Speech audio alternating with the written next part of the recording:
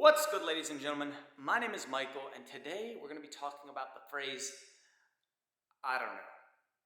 Now, how often do you actually hear these words? Probably a lot more often than you think. And it's important.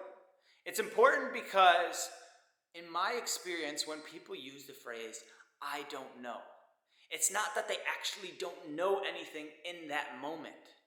It's that, one, they're thinking, and not intentionally, but I find that a lot of people also use it as an excuse because it sounds like an excuse.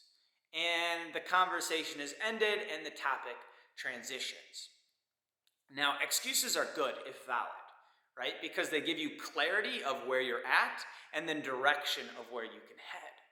But if you say the phrase, I don't know, and you don't break it down further, then you have something that masks itself as an excuse without any of the benefits of actually having a legitimate excuse.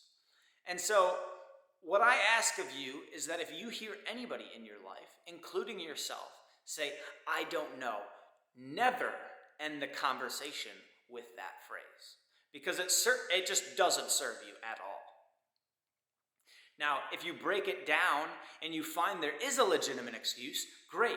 Now you have the clarity and you can come up with the direction that you want to head in. But more oftentimes than not, there's not actually an excuse behind that masked excuse. It's kind of just like, I need more time to think about this. Or, I'm afraid and I don't know if I want to take the leap.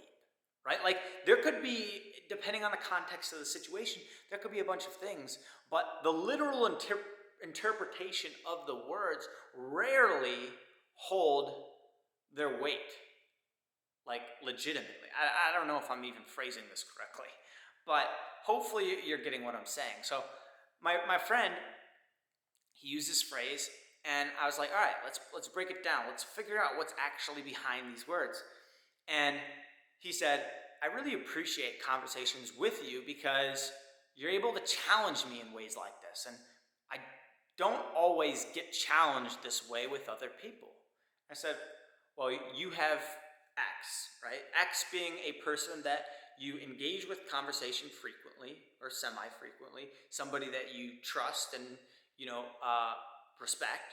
And you just have that conversation with them. Say, hey, I realize that in conversation, I say I don't know.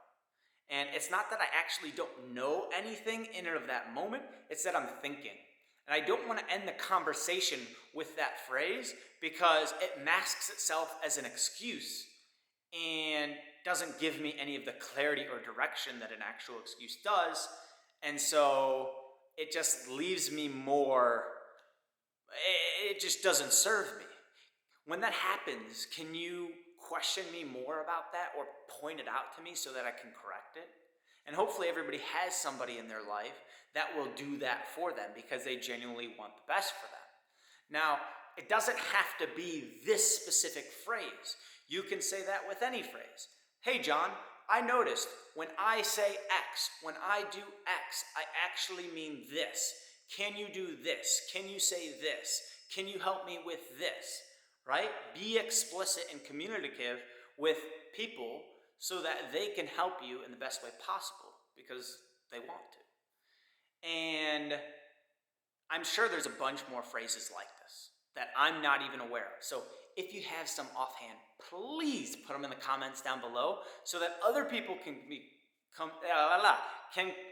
aware of them as well. I'm pretty dehydrated, so we'll end the video there. That's all I got for this video, guys. I'll see you in the next one. Peace.